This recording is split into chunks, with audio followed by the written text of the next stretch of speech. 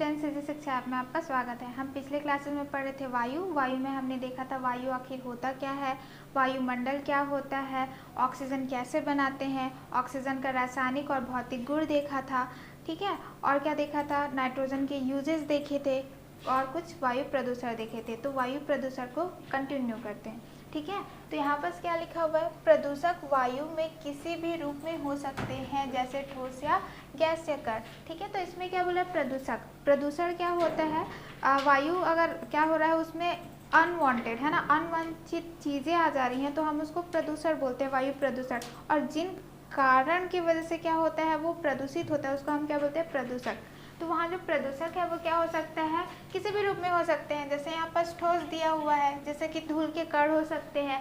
ठीक है, गैसेस कण हो सकते हैं, जैसे कार्बन मोनोऑक्साइड, कार्बन डाइऑक्साइड, ये सारे क्या हैं, गैस हैं, जो क्या रहते हैं, गैस में ही मिले हुए रहते हैं। ठीक है, ठोस कणों को निलंबित कण कहते हैं। ठीक है, जो ठोस कण होते हैं उसको हम क्या कहते हैं, निलंबित कण। निलंबित क्यों करते हैं, क्योंकि वो वायु में क्या रहते हैं, मिले हुए रहते हैं, उसी में क्या रहते हैं, इसलिए क्या कहते हैं उसको, निलंबित कण भी कहते हैं।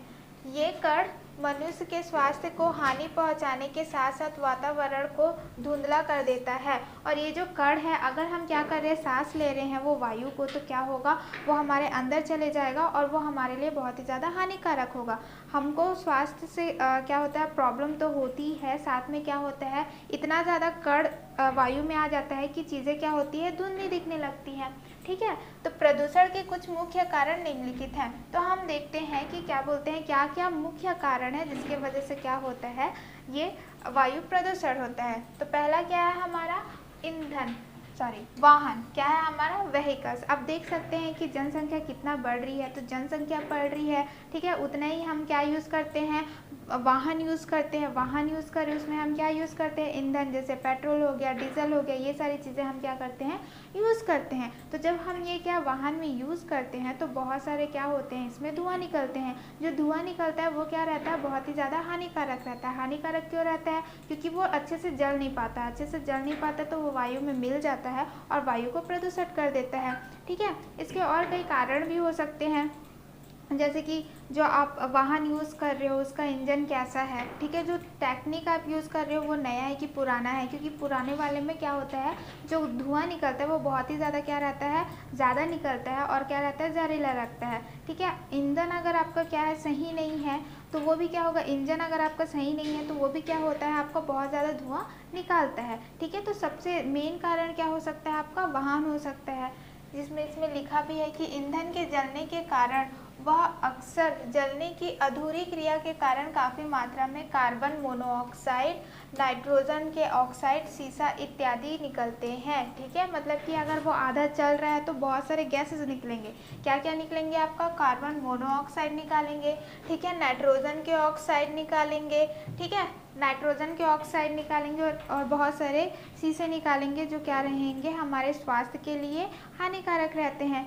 दूसरा आपका क्या है, उद्योग। ठीक है, जिसको हम क्या बोलते हैं, इंडस्ट्रियलाइजेशन। आप देख सकते हैं सीमेंट का उद्योग होता है, ठीक है, स्टील का उद्योग होता है, उर्वरक का उद्योग होता है। ये सारी चीज़ें क्या होते हैं, जब बनते हैं उद्योग में उर्वरक, स्टील, तो बहुत सारा क्या होता है, धुआं निकलता है। वो भी धुआं क्या करता है, आपके वायु को प्रदूषित करता है।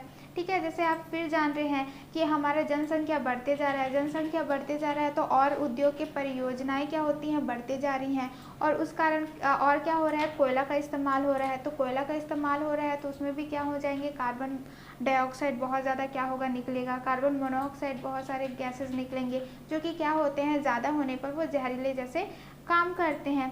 ठीक है, तो ये सारी चीज़ें क्या हो रहे हैं, आपका जो उद्योग है वो भी आपका क्या है, एक कारण है जिसकी वजह से क्या हो रहा है, आपका वायु प्रदूषण हो रहा है। आई होप कि ये जो दो मुख्य कारण हैं, उद्योग और आपका वाहन, वो आपको क्लियर है कि कैसे वो हमारे वायु को प्रदूषित करने में काम करते हैं। आई होप कि आपको क्लियर है। चलिए नेक्स्ट देखते हैं।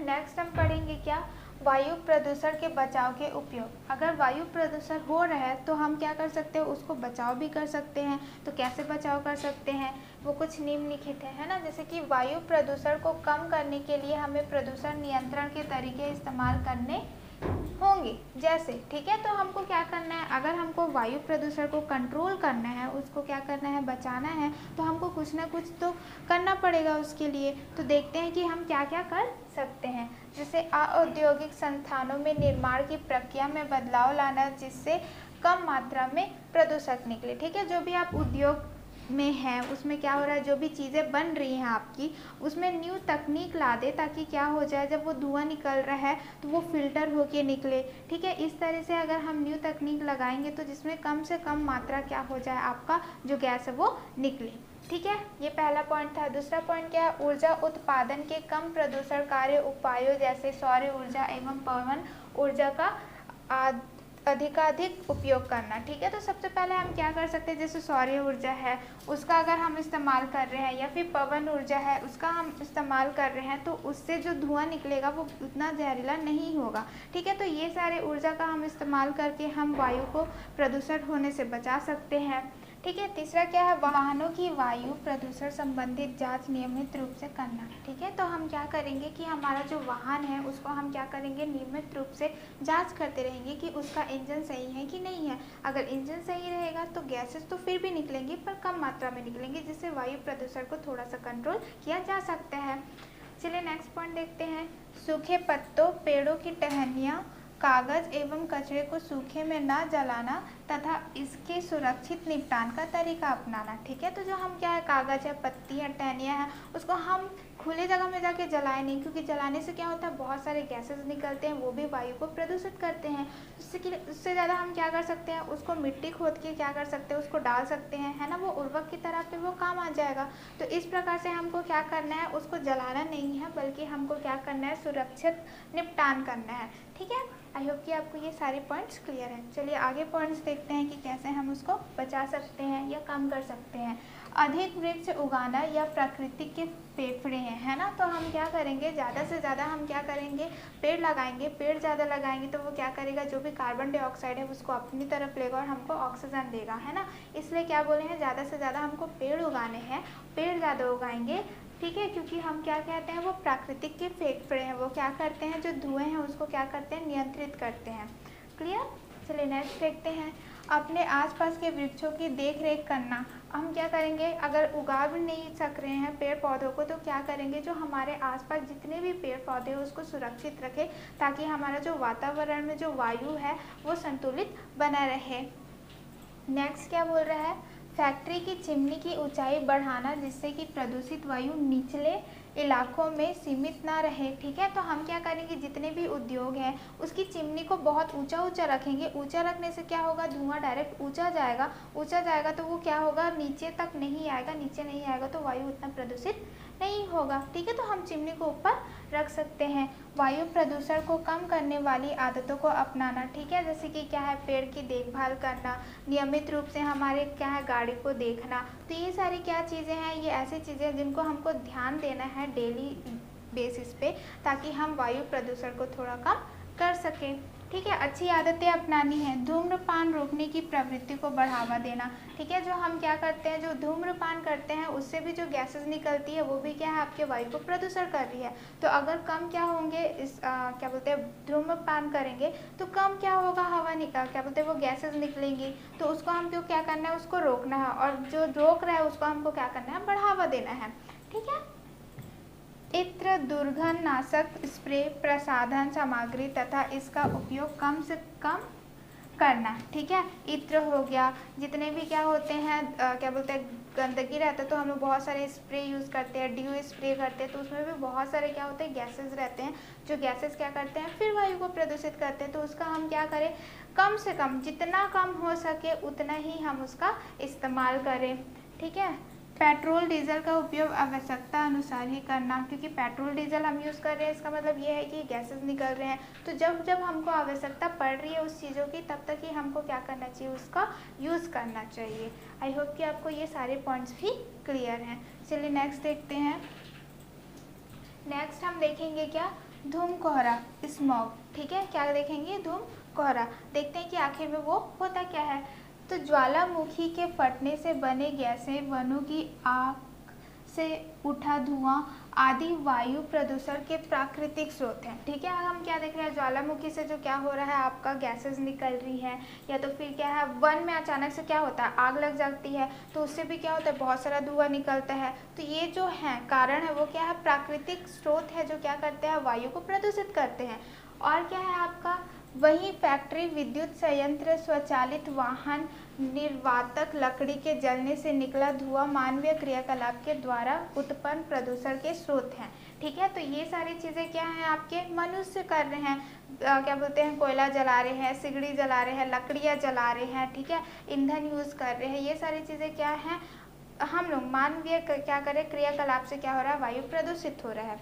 ठीक है, तो इससे क्या हो रहा है, तो बहुत सारे गैसेस निकलेंगे, carbon monoxide, nitrogen oxide, sulphur oxide, बहुत सारे क्या होंगे, गैसेस निकलेंगे जो हमारे वायु में मिलेंगे तो क्या होगा, उससे वो प्रदूषित ही करेगा, है ना। और क्या बोला है इसमें कि सर्दियों के दिनों में धुआं में उपस्थित नाइट्रोजन के ऑक्साइड अन्य वायु प्रदूषक कोहरा से सहयोग कर मोटी परत बनाते हैं जिसे धूम कोहरा कहते हैं। ठीक है, तो क्या होता है, सर्दियों के टाइम, मोस्टली कब होता है, सर्दियों के टाइम में क्या होता है, जो धुआं उपस्थित रहता है ना, धुआं में क्या उपस्थित रहता है, नाइट्रोजन के ऑक्साइड रहते हैं और कुछ अन्य प्रदूषक कोहरा से क्या करते हैं, कोहरा छाया रहता है। और क्या है, उसमें नाइट्रोजन ऑक्साइड है, बहुत सारे ऑक्साइड्स मिलके क्या करते हैं, कोहरा से मिल जाते हैं और बहुत मोटा परत बनाते हैं, जिससे क्या होता है, हमको दिखाई नहीं देता है। तो उसी को हम क्या बोलते हैं, धूम कोहरा कहते हैं। सिंपल सा है, सर्दियों के टाइम में आपको पता है कि कोहरा रहता है। अब हम क्या कर रहे हैं, बहुत सारा नाइट्रोजन ऑक्साइड है, सल्फर ऑक्साइड है, वो क्या कर रहा है, वायु में है और वही वायु क्या हो रहा है, कोहरा में मिल जा रहा है और क्या हो रहा है, मोटा परत बनाता है, जिसको हम क्या कहते हैं, धूम कोहरा कहते हैं। आई होप कि आपको धूम कोहरा में कोई भी डाउट नहीं है। चलिए नेक्स्ट देखते हैं। अब हम पढ़ेंगे पौधा घर प्रभाव। ठीक है, पौधा घर प्रभाव या फिर ग्रीन हाउस इफेक्ट आखिर में होता क्या है। ठीक है, आपको पता है कि सूर्य की किरणें आती हैं, सूर्य की किरणें हैं, उसमें क्या रहता है, अवरक्त मतलब कि इंफ्रारेड रेज पाए जाते हैं, जो क्या होते हैं, मोस्टली आधा परावर्तित हो जाते हैं, कुछ क्या हो जाते हैं, अवशोषित हो जाते हैं। तो देखते हैं कि आखिर ग्रीन हाउस इफेक्ट होता क्या है।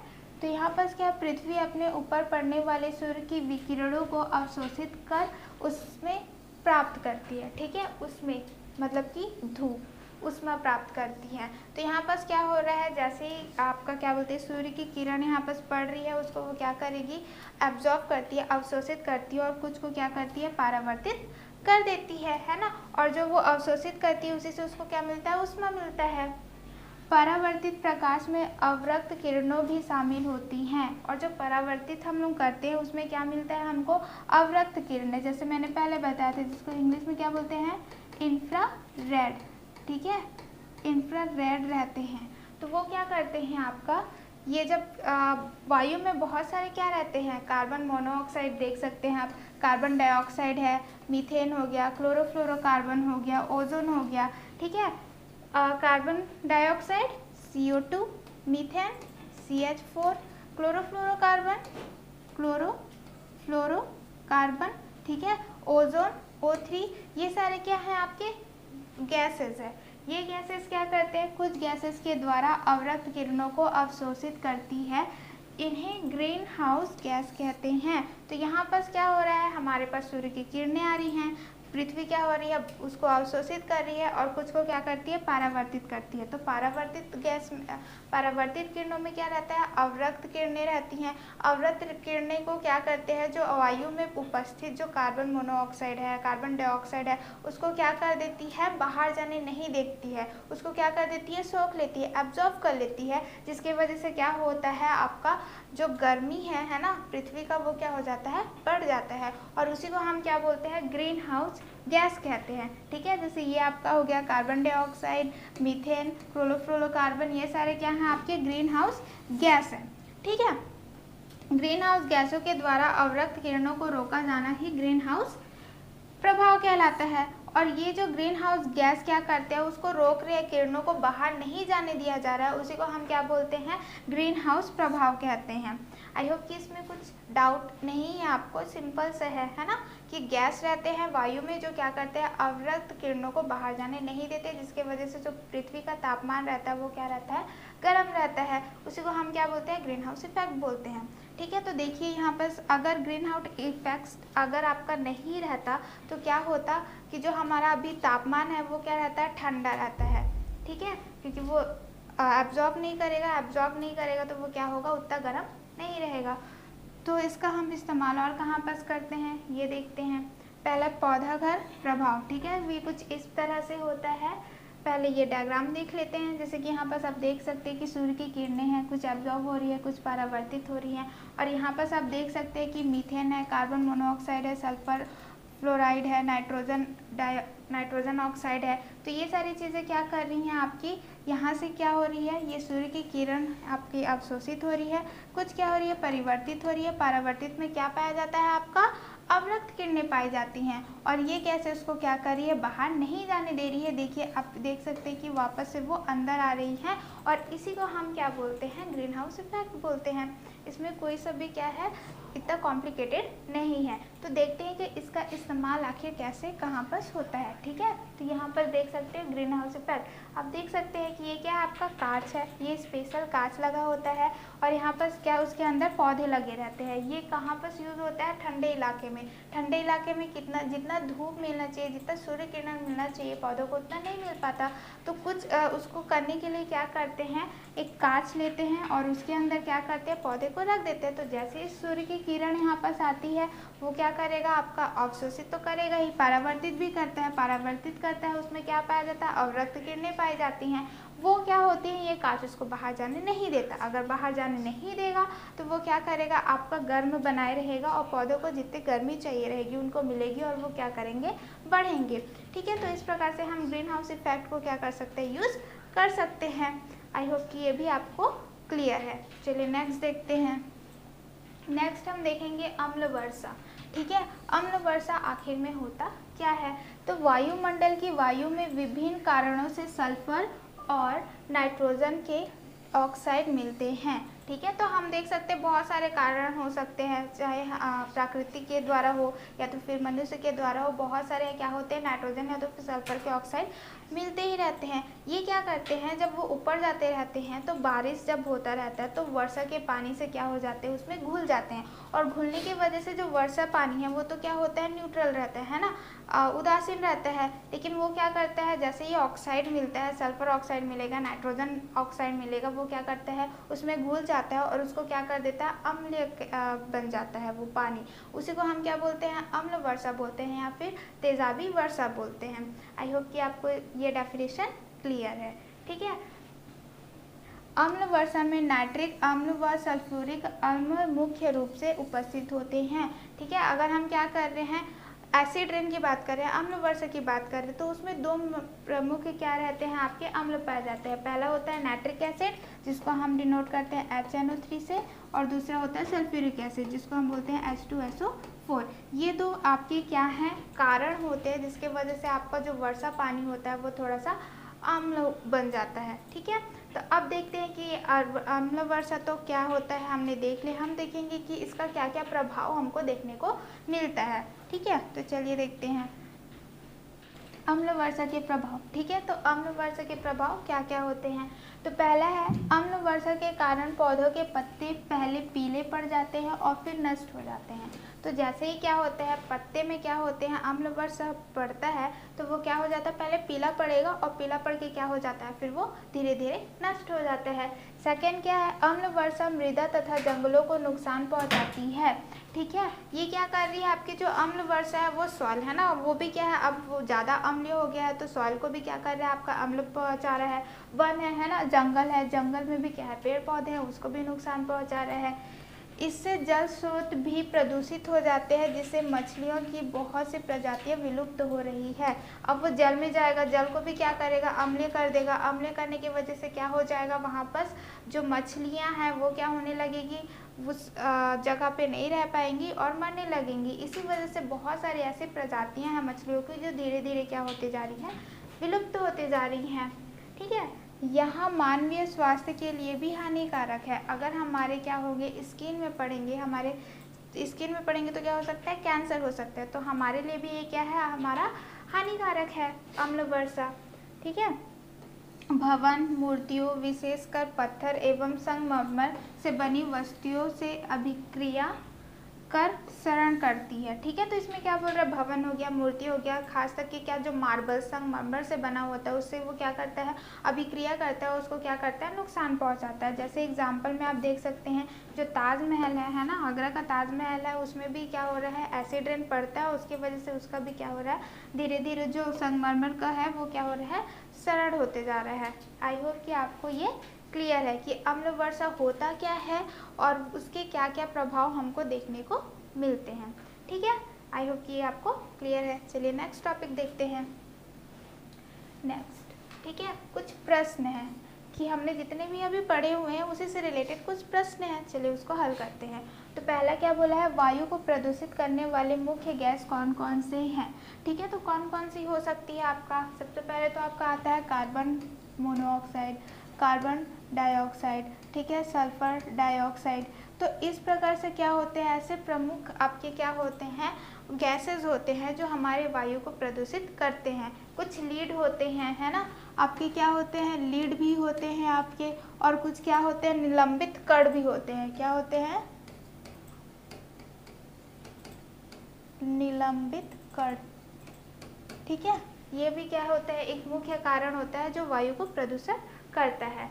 ठीक है, सड़क, दूसरा क्या बोल रहा है, सड़क के नज़दीक स्थित पेड़ की पत्ती व उससे दूर स्थित पेड़ की पत्ती की सतह पर जमे पदार्थ में आप क्या अंतर पाते हैं, इसका पौधों की जैविक प्रक्रिया पर क्या प्रभाव पड़ता है। अब बोला है कि आपको क्या देखना है, कंपेयर करना है, जो सड़क के पास पेड़ है उसकी पत्तियों को और जो सड़क के दूर पेड़ है उनकी पत्तियों को। जब आप उसको क्या करोगे, देखोगे तो आप देखोगे कि क्या बोलते हैं, सड़क के पास जो पत्तियां हैं उसमें बहुत धूल की एक मोटी परत जमी रहेगी, जबकि आप क्या करेंगे, सड़क से दूर देखेंगे तो उसमें भी क्या बोलते हैं, परत पड़ी रहेगी पर कम रहेगी। तो वो कैसे प्रक्रिया पर प्रभाव डालता है, तो उसमें मोटी सी परत अगर धूल की जमी रहेगी तो उसमें सूर्य संश्लेषण क्या होगा, नहीं हो पाएगा, जिसके वजह से खाना नहीं बनेगा। तो इस प्रकार से वो क्या करता है, जैविक प्रक्रिया पर प्रभाव डालता है।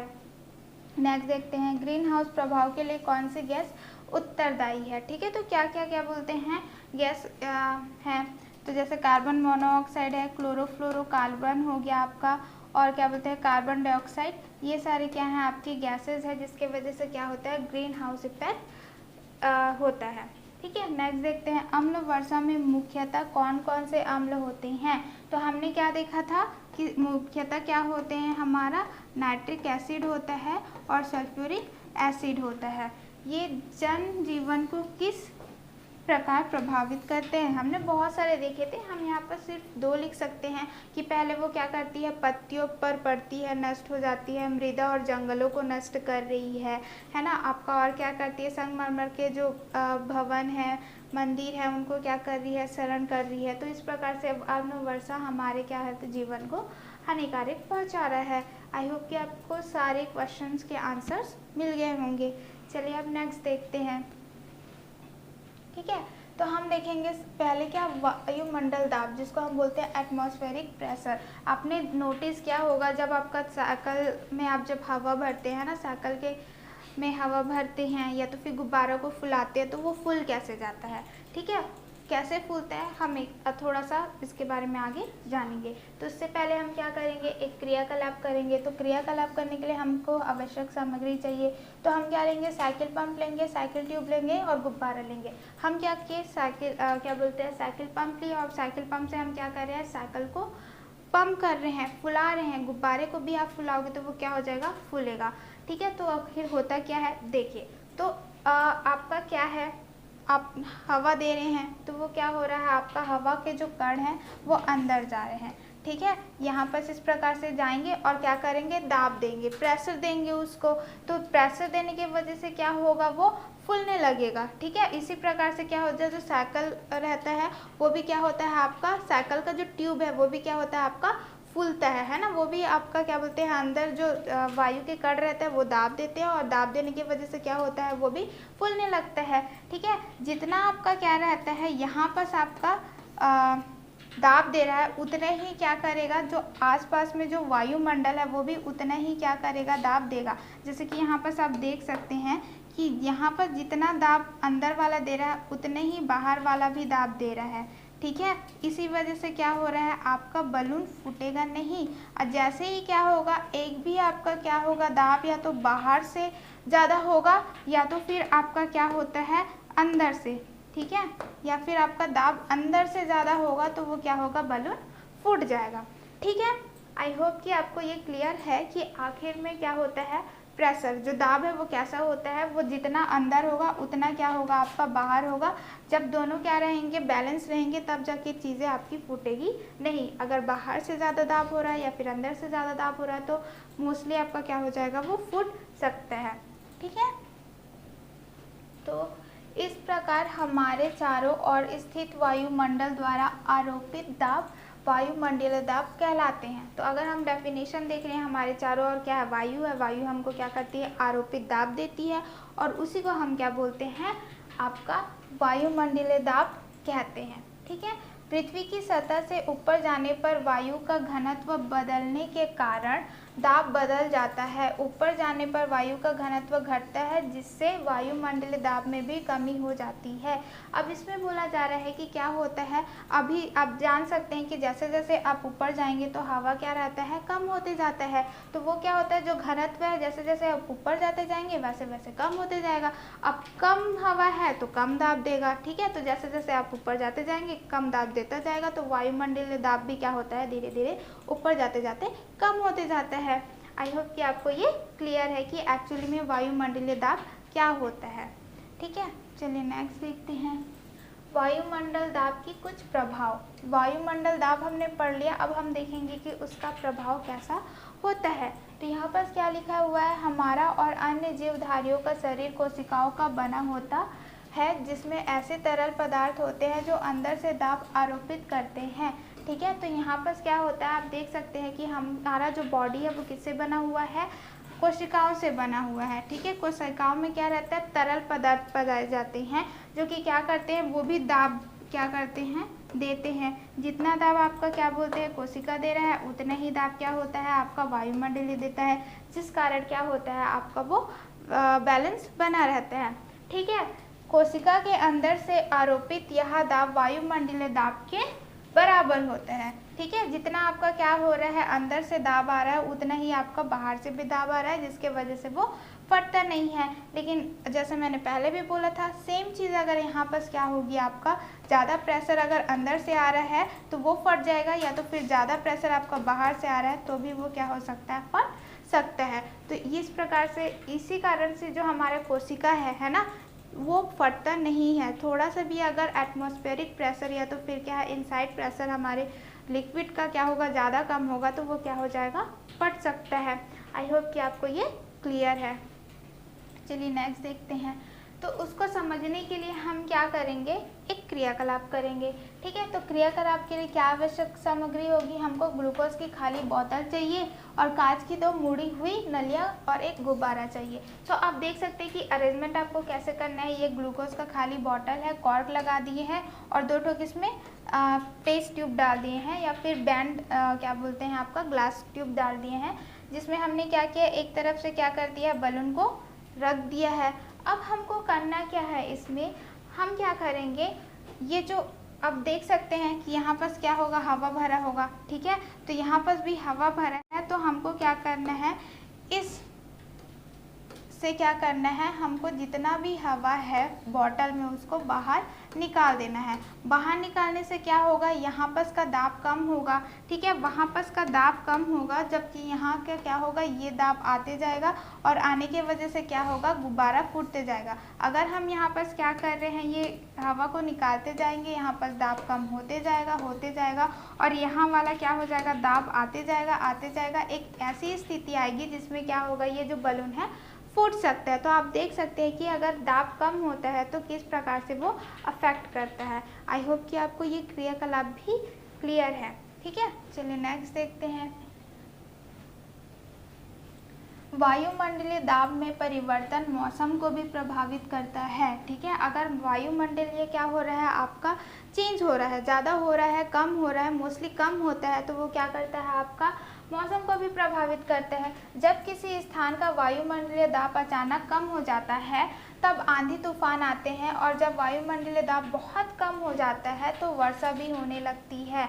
अब ये बोल रहा है कि आपका जब वायुमंडलीय दाब क्या होता है, कम होता है तो आंधी तूफान आता है, अगर ज़्यादा कम होता है तो वर्षा होने लगती है। आखिर में ऐसा क्या होता है, देखिए वो क्या हो जाएगा, लो मतलब कि जो प्रेशर है, जो दाब है वो कम होगा, कम होगा तो वो हल्का होगा, हल्का होगा तो क्या हो जाएगा, ऊपर जाएगा, वो ऊपर जा रहा है, ठीक है, ऊपर जा रहा है, प्लस जो आपका क्या है यहाँ पर चारों तरफ का जो वायु है वो क्या है आपका ज़्यादा रहेगा, और ये हल्का वाला ऊपर जाएगा, ऊपर जाएगा तो वहाँ पर क्या रहते हैं, जल वाष्प पर रहते हैं वायु में, वो क्या करेगा, उसको ठंडा कर देता है, कंडेंस कर देता है, और क्या करेगा, फिर बादल बनाएगा, बादल बनाएगा, फिर वो क्या हो जाएगा, वहीं से रेनफॉल होगा। इसी वजह से क्या होता है आपका, जब कम दाब होता है ना, तो वो क्या करेगा, ऊपर हो रहा है, ऊपर होने के बाद वहाँ पर वो कंडेंस हो रहा है ना, फिर उसके बाद क्या होगा, बादल बनाएगा और फिर पानी की तरह गिर जाएगा। तो आप देख सकते हैं कि किस प्रकार से हम क्या बोलते हैं, मौसम को वो चेंज करता है। ठीक है, आई होप कि आपको ये पूरी अच्छी तरह से क्लियर है। चलिए नेक्स्ट देखते हैं। ठीक है, अब हम पढ़ेंगे वायुमंडलीय दाब का मापन, कि हमने देख लिया वायुमंडलीय होता क्या है, उसके कैसे प्रभाव होते हैं, और अब हम देखेंगे कि उसको मापते कैसे हैं। वायुमंडलीय दाब का मापन करने के लिए सन 1643 में टॉरिसेली ने एक यंत्र बनाया जिसे बैरोमीटर या वायु दाब मापी कहते हैं। तो सबसे पहले किसने बनाया था, टॉरिसेली ने 1643 में नापने के लिए क्या बनाया था, एक यंत्र बनाया था जिसको हम क्या बोलते हैं, बैरोमीटर बोलते हैं या फिर वायु दाब मापी बोलते हैं। ठीक है, इस प्रकार से इसके दो नाम हैं, आप कोई सभी बोल सकते हैं। ठीक है, इसके भी क्या होते हैं, 2 टाइप्स होते हैं। ठीक है, ये 2 प्रकार के होते हैं। क्या क्या होते हैं, पारद बैरोमीटर होते हैं, एक एनीरॉयड बैरोमीटर होता है। ठीक है, तो ये क्या होते हैं, 2 प्रकार के होते हैं। कौन से, आपके पारद, और दूसरा होता है एनीरॉयड। ठीक है, सामान्यतः वायुमंडलीय दाब का मान, अगर हम उसकी मान की बात करते हैं तो कितना होगा, 1.013 इंटू 10⁵ पास्कल या आपका न्यूटन पर मीटर स्क्वायर, इसमें से आप कोई सा भी ले सकते हैं ना, 1.013 इंटू 10⁵ पास्कल या फिर न्यूटन पर मीटर स्क्वायर आप लिख सकते हैं। सेमी पारे के स्तंभ के दाब के तुल्य होता है। अगर हम कंपेयर कर रहे हैं तो किसके तुल्य होगा, सेमी पारे के स्तंभ के तुल्य, के दाब के तुल्य के समान ये होगा। आई होप कि आपको समझ आ गया होगा कि उसको कैसे मापते हैं। सिंपल से आपको लर्न करना है ये वाला। ठीक है, आई होप कि आपको ये टॉपिक भी क्लियर है। चलिए नेक्स्ट देखते हैं। ठीक है, हमारा जो आज का लास्ट टॉपिक है वो है क्या द्रव्य समान गहराई पर समान दाब डालते हैं। ठीक है, तो हमको इसके लिए क्या करना पड़ेगा, एक क्रियाकलाप करना है। क्रियाकलाप के लिए हमको क्या चाहिए, एक बॉटल चाहिए। ठीक है, तो यहाँ पर हम क्या करेंगे, पानी भर देंगे, और फिर हमको ये ध्यान देना है कि हम क्या कर रहे हैं, सेम गहराई पे क्या करेंगे, हम छेद करेंगे। ठीक है, छेद करेंगे तो हम देखेंगे जो पानी है वो क्या हो रहा है, उसी स्पीड से क्या हो रहा है, चारों तरफ से वो क्या हो रहा है, क्या हो रहा है, गिर रहा है। तो हम बोल सकते हैं कि जो द्रव है बर्तन की दीवारों पर समान गहराई पर समान दाब डालते हैं। मतलब कि क्या है, आपका जितने भी आपके गिर रहे हैं वो सेम क्या है, आपके समान गहराई है ना, कोई सा ऊपर नहीं है, कोई सा नीचे नहीं है, समान गहराई है। तो समान गहराई है तो समान दाब क्या कर रहे हैं, वो डालते हैं। ठीक है, तो ये हमारा था आज का लास्ट का टॉपिक। आई होप कि आपको ये क्लियर है। तो चलिए देखते हैं कि हमने इस क्या बोलते हैं चैप्टर में क्या क्या सीखा है। उससे पहले हम कुछ प्रश्न है उसको देख लेते हैं। सबसे पहले क्या बोला गया है, वायुमंडलीय दाब से आप क्या समझते हैं, हमारे चारों ओर जो वायु है स्थित वायुमंडलीय वो एक दाब देता है, उसी को हम क्या बोलते हैं, वायुमंडलीय दाब कहते हैं। किसी स्थान पर वायुमंडलीय दाब के बहुत कम हो जाने का मानव शरीर पर क्या प्रभाव पड़ता है, समझाइए। ठीक है, तो यहाँ पर क्या है, जैसे जैसे हमने देखा था कि जैसे जैसे हम ऊंचाइयों की ओर जाते जाएंगे वहाँ पर क्या होता है, जो वायु का घनत्व है वो कम होते जाता है। वायु का घनत्व कम है मतलब कि वहाँ पर क्या हो जाएगा, जो वायुमंडलीय जो दाब है वो कम होता जाएगा। जब वहाँ पर वायुमंडलीय दाब कम होता जाएगा तो वहाँ पर का क्या रहेगा, जो हमारी कोशिकाएं हैं उसका जो क्या रहेगा, दाब ज़्यादा होते जाएगा। अगर वहाँ पर दाब ज़्यादा है इसका मतलब ये है कि बाहर का दाब कम है। अब बाहर का दाब कम है तो वो क्या हो जाएगा, फूट जाएगा। तो कुछ इस प्रकार से हमको क्या देखने को मिलेगा कि हमारा जो कोशिका है वो फट सकता है अगर हम कम दाब जगह में जाएंगे तो। आई होप कि आपको ये सारे क्वेश्चंस क्लियर है, इसमें कोई सा भी डाउट नहीं है। तो चलिए देखते हैं कि आखिर हमने क्या सीखा है इससे। तो सबसे पहले हमने सीखा है कि हमारे चारों तरफ वायु उपस्थित है। हमारे चारों तरफ क्या उपस्थित है? वायु उपस्थित है ना। वायु में मुख्यतः 78% नाइट्रोजन, 21% ऑक्सीजन आपके उपस्थित होते हैं और 0.09 आर्गन होता है, 0.04 आपका क्या रहता है? वाटर वेपर प्रेजेंट रहता है, 0.03 आपका कार्बन डाइऑक्साइड, सल्फर ऑक्साइड और धूल के कण क्या रहते हैं? प्रेजेंट रहते हैं। तो वायु इस प्रकार से बहुत सारे गैसों से मिलके बना हुआ है। ओजोन परत हानिकारक पैराबैग्निक किरणों को अवशोषित करती है। आप जानते हैं कि क्या रहता है? ओजोन लेयर रहता है, परत है जो क्या करता है? जो पैराबैग्निक अल्ट्रावायलेट रेज है उसको क्या करता है? एब्जॉर्ब कर लेता है ना, या तो फिर ब्लॉक करता है या तो फिर उसको एब्जॉर्ब करके क्या करता है? हमको स्किन कैंसर होने से बचाता है। ठीक है, नेक्स्ट देखते हैं। ऑक्सीजन वायु से भारी और जल से हल्की है। तो हमने ये देखा था कि जो ऑक्सीजन है वो क्या है? वायु से भारी है, पर पानी से क्या होती है? वो हल्की होती है। ऑक्सीजन स्वयं नहीं जलती किंतु जलने में सहायक है। हम क्या कर रहे थे? जब टेस्ट ट्यूब में ऑक्सीजन भरा हुआ था, अगरबत्ती लेके जा रहे थे तो अगरबत्ती ज़्यादा जल रहा था, जिससे हमको पता चलता है कि ऑक्सीजन जलता नहीं है बल्कि वो जलने में सहायक होता है। नेक्स्ट देखते हैं। ऑक्सीजन में धातु और अधातु जलकर ऑक्साइड बनाते हैं। हमने क्या देखा था? कार्बन क्या होता है आपका?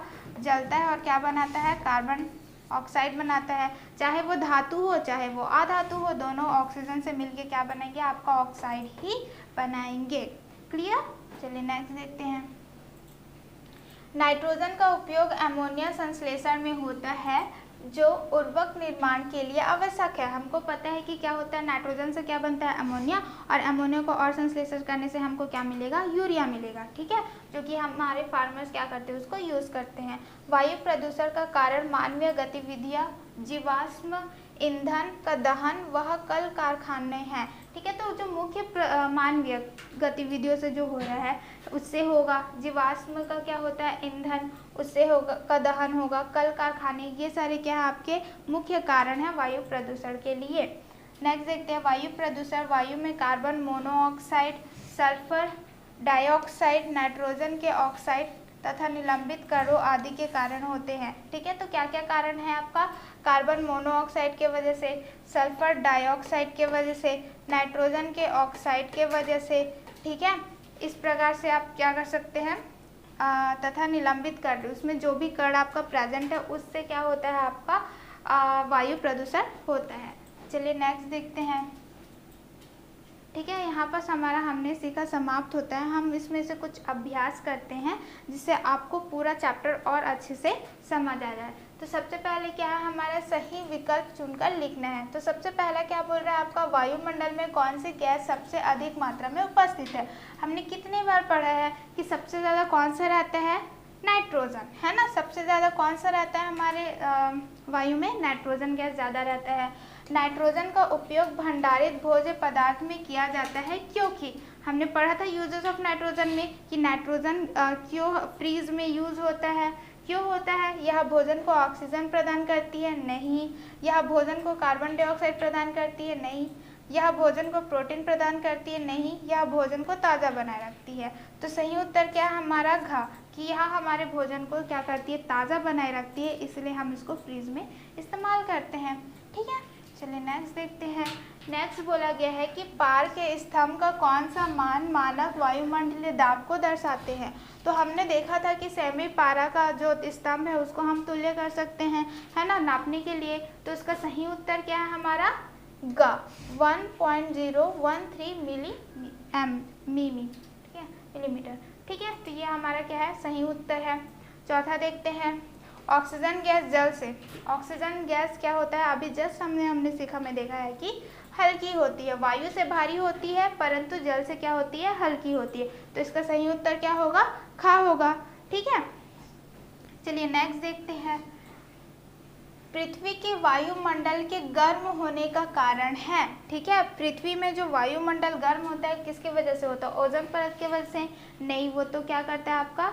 अल्ट्रावायलेट रेज एब्जॉर्ब करता है। नाइट्रोजन की वजह से? नहीं। ऑक्सीजन की वजह से? नहीं। किसकी वजह से? ग्रीन हाउस प्रभाव की वजह से क्या होता है? हमारा जो वायुमंडल है वो गर्म होता है। ठीक है, तो नेक्स्ट देखते हैं। ठीक ठीक है, अब हम देखेंगे क्या, रिक्त स्थानों की पूर्ति कीजिए। तो पहला क्या बोला है, गैस पदार्थों के जलने में सहायक है। तो हमने क्या पढ़ा था, कौन सा गैस है जो क्या करता है, जलता नहीं है बल्कि सहायक रहता है। कौन सा गैस है आपका, ऑक्सीजन। तो इसका सही उत्तर क्या होगा, ऑक्सीजन गैस पदार्थ के जलने में सहायक है।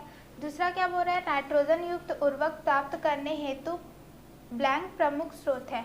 तो नाइट्रोजन से हमको क्या स्रोत मिलता है, ठीक है, उर्वरक प्राप्त करने के लिए सबसे पहले हमको अमोनिया मिलता है। तो सही उत्तर इसका क्या है, अमोनिया है, ठीक है। थर्ड क्या बोल रहा है, पृथ्वी सतह से ऊपर जाने पर वायु दाब ब्लैंक होती है। हमने क्या पढ़ा था, जैसे जैसे क्या होती है, ऊपर जाती है तो वो क्या होती है, जो वायुमंडलीय दाब है वो क्या होती है, कम होती है, ठीक है। तो यहाँ पर क्या होगा, कम होता है। फिर फोर्थ क्या बोल रहा है कि अम्ल वर्षा ब्लैंक और ब्लैंक गैसों के कारण होती है, ठीक है। तो क्या होता है आपका, ऑक्साइड ऑफ नाइट्रोजन, नाइट्रोजन के ऑक्साइड के कारण होता है। और क्या होता है आपका, ऑक्साइड ऑफ सल्फर। तो ये जो गैसेस होती हैं आपकी NO2 SO2, ये कारण है आपका क्या, या फिर क्या बोलते हैं, गैसों के कारण आपका ये अम्ल वर्षा होती है। पांचवा, ऑक्सीजन पानी में ब्लैंक होती है, ठीक है। यहाँ पर क्या ब्लैंक होती है, मतलब क्या होती है, अल्प विलय, वो ज़्यादा क्या होती है, पानी में नहीं घुलती है, सॉरी। तो इसका सही उत्तर क्या हो जाएगा, अल्प विलय। आई होप कि आपको क्लियर है, ठीक है। जितने भी हमने अभ्यास किए हैं वो आपको क्लियर है, जो भी पढ़ा है उसमें आपको कोई डाउट नहीं है। तो यहीं पर हमारा ये वीडियो समाप्त होता है। अब हम आपको मिलेंगे नेक्स्ट वीडियो के साथ, नेक्स्ट चैप्टर के साथ। धन्यवाद।